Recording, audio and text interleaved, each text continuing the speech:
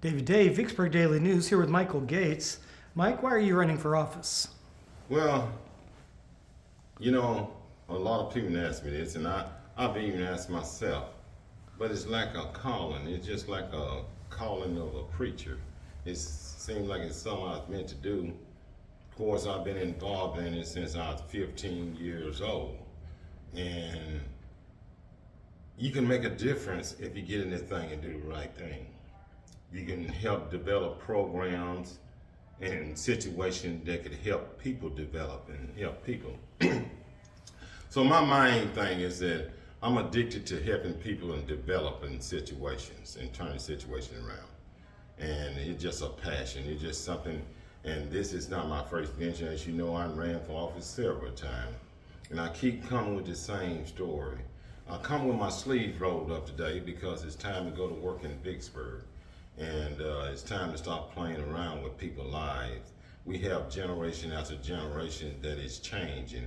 The city is changing, and you must have someone who understands change and know how to work with the changing times. Right now in politics, a lie is the truth, and the truth is a lie. It's about time we get back to the basic truth, get back to hard work. Let's roll our sleeves up. We got a lot we can do in Vicksburg. We live in a great city. A recent report discovered we have 343 city employees and over 500 city vehicles, with only 300 or so in operating condition. What is your opinion of that? And if elected, how will you address that? Well, it's a process that has been used down through the years by a lot of municipalities to download these vehicles and get rid of them through auction and stuff. So as I, being a city official elected, I would look at the right way, the best way for the city to do it. As you know, I was a car man. I sold cars at an average of 15 to 20 a month at Cannon, Atwood, and Ford, and I was one of the best salesmen in town. So I know about the car business. I know how to price these cars. I know what we should do. So we'll find a way to do that. That's no problem. Now, that's no problem. We can find a way. Like I said, I was a car man, one of the best in town for years. This is a multi-part question. According to a recent report, the population of Vicksburg is decreasing due to 3 reasons: the schools, a lack of housing, and crime, with crime being the main reason. The schools are improving as of last year. What will you do to improve the housing situation? Poverty, crime usually follow poverty. So what we have to do is develop a strong base for employment training. We got to get back to trade school. Everyone is not college material. Everyone is not going to graduate from college. But one of the best plumbers that I know never graduated from no one, but he's one of the best plumbers in the city of Vicksburg. And so we got to concentrate on helping those kids. They got to be identified in our system. We got to have a system in our public schools that identify the kids that are capable of learning a trade. We got to get trades back in here: plumbers, carpenters, electrician, bricklayers, masonry. We got to get back to the basic. We don't have a problem. We left the base. We forgot who we are. We stopped doing some of the things that worked down through generations. We got to get back to the generational thing of doing things the right way. We got to help develop work ethic and not sit at home. I grew up in a family where my mother had 10 kids. She was probably the first one to start a maid service. And before it's all over, she was at everyone's demand. So after my father died and left her with 10 kids, she went on to send 6 out of 10 to college, 3 of them ministers, 3 business people. And we were able to turn around and pull out a profit by buying her a first home and giving her a first automobile. So it's a lot of excuses can be used what you can't do, but you got to use what you have. And we have a lot of assets here in Vicksburg. We got to look at the Mississippi River. We got to look at the banks of that Mississippi River as adjacent to Vicksburg and Warren County, and see what other cities are doing on the Mississippi that are proper. So we got a lot of work to do. And like I told you, that's why I come with my sleeves rolled up. I'm sick and tired of all the excuses. My mother didn't take them. She lived to be 90 years old and raised 10 kids on 12 acres of land. But I never seen the righteous forsaken or its offspring beg bread. And so that's my motto. We're not gonna beg bread from anyone. We're gonna take care of our own problem.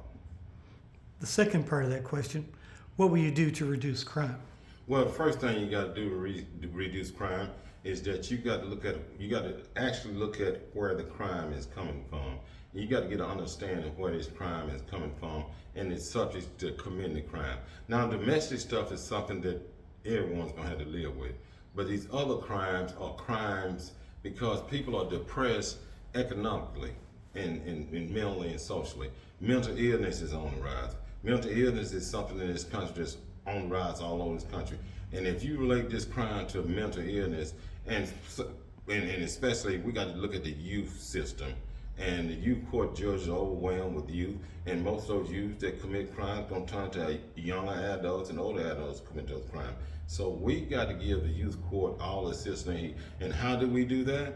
We got to do that by interacting with them. Instead of sentencing them to time in the youth detention center, we need to sentence them to complete courses of education and give them a choice because most of them won't graduate from high school. Let's look at the stats. We got to tell the truth. They won't graduate from high school, but they can learn a trade. And most of them want to do something. Most kids want to be disciplined. But the problem we have in society has refused to discipline kids. They want discipline. Kids want attention. They want love. And I started a learning center, a Kitty College Daycare Learning Center. And it's the greatest example I can share with you in this life. Over the last 25 or so years, every single one of those kids had gone on to do different things, from nurses to nurse practitioners to teachers to everything we need in our community, truck drivers, stuff. But not one time, and this is not boasting when it's true, not one time had I have to go to a graveyard and visit not one single one of those kids. You wanna know why? Because they got that early attention at an early age. Early detection, early intervention, early education is everything. You got to get them in there early. You wait till 14, 15, it's too late. Would you support an across-the-board $15,000 a year increase for non-ranked officers? And if so, how will you pay for it? $15,000 across the board, added to what they already have. I can't say that I could account for that because without seeing the numbers of what it is. Now, I could say that those officers' income is $12,000 a year. Sure, I could see that. But I would rather look at a minimum pay for the entry officers, and I would like to take a look at each ranking step and job performance. I'm not the kind of person to just hand out free money. I think people should earn it. I started working when I was 15 years old, and I made $2.50 an hour, and I love that job. And so no, I think you should earn what you get, but I own $15,000. I think that's too much for anybody to get cross-border. The mayor and alderman in Vicksburg are among the highest paid in the state. If elected, would you support an immediate 50% reduction in pay for the mayor and alderman and an elimination of support staff to one administrator for all three? No, I would not do that. The structure that's built here is as solid as the Constitution, and we got to abide by these structures in the Constitution. And when, I think that what we can do, we can use the system we have and get the money worth out of the people that we put in office, okay? You can get your money worth out of them through working together, and I have a clear sight in working together. I will work together with you, but I will work around you if you're not doing anything, or work through you. And that's my thing. We're gonna be worth the money. I think we put this body together here that we got down there, and with my talents coming in and energy, we can make this body work and make the people proud. They won't even be thinking about what you're making, because I think it's enough room for everybody to make it, so no. There's a push among the citizenry to change our form of government to a council, city manager form of government. Changing to that form of government will remove the power from politicians to a professional city manager. Would you support a change of that nature, and if elected, would you work to change to that form of government? Absolutely not. We got a very appreciative and very functional form of government here, and the way it's set up, and I like it. It's three people, and it's equally divided up amongst the wards. And so I think that we just got to work together. We don't need a senator, man. Why should we appoint a mayor when we elect a mayor? The street committee is saying that the Ward 2 alderman is not going to be reelected because he's nothing but Mayor Flagg's yes man. If elected, are you planning on being the mayor's new yes man? Well, you know, I was talking to a friend of mine yesterday, and he said, well, one thing I can say about you won't be a yes man. You know, I'm a self-made man. I'm a blue-collar worker. I get out there and work. You know, I work 12 hours a day, get 4 or 5 hours sleep a day. I go out, I shop local. I put money back in the community, and then I go to my restaurant and I sell my goods. I've always done things local, so no. What else do the voters need to hear from you? Well, the voters need to hear that, you know what, you might not know me, you might not know my name, but if you check and look into me, check my record out, I started 3 different businesses within the city of Vicksburg, and I lived in Ward 1. I lived in Ward 1 for over 32 years. I bought my home there. When everyone else who got up and got a little money, a lot of people left the hood and moved across the track. I stayed on Sky Farm because I care about Sky Farm. I care about the citizens in the city. I care about Vicksburg.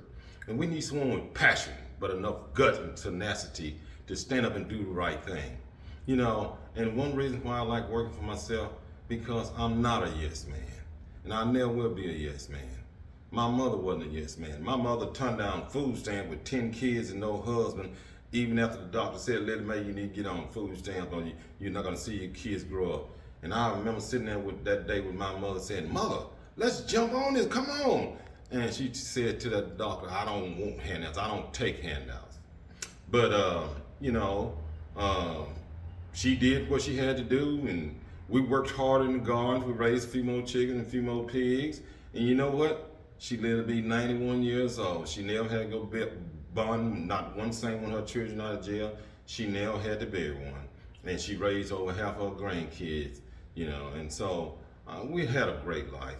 And we wasn't rich, wasn't poor. And I don't care about being rich, but I care about being productive. And that's who I am. It's nothing mixed in with me. Nothing but productivity. All I've had worked all my life. These hands have shelled peas. I've done everything. I never picked cotton, but I chopped in gardens. I've done it all.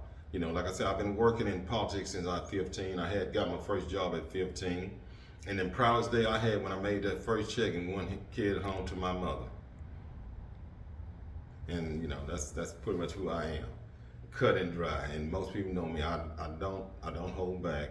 But I came up under some great professors, Dr. Wes Lindsay, Dr. Aaron Henry, Dr. Bernard Cotton, Dr. Wong Cho, Dr. Young J. Kim, Dr. Alpha Morris. And I listened to those people because I want to understand how did they get to that level of intelligence. And I took a little bit and I carried a little bit with them. And then my grandmother and my mother, I carried a little bit with them. At 5 years old, my grandmother started to babysit me and she taught me how to cook. That's why I love cooking now. And right now I got a 4.7 rated restaurant right here in town. And we're proud about it. We've been here 5.5 years. We started 3 months before COVID. And we still here and never got 1 penny of PPI, whatever that kind of money. But we work for ours. We earn ours the right way. And I will continue to work hard. And I want to work hard for the people. And I don't get out here just to lose races. Like I said, I lost too. But when I lost them, I walked away like a man and said, what can I do better the next time? And who's to say I might not have the energy to do it anymore, but I had the energy to do the job now. I have the training. I have an associate degree and a bachelor's degree. My bachelor's is in political science. My associate is in engineering. And I have worked with the city, state, and the county. And I have worked with children. So anywhere you go, I've worked in it. I know I'm the best qualified man for this job, whether I get it or not. But I'm going to tell the truth and I'm going to fight for it. And I'll fight for the people if you elect me. Thank you. Thank you.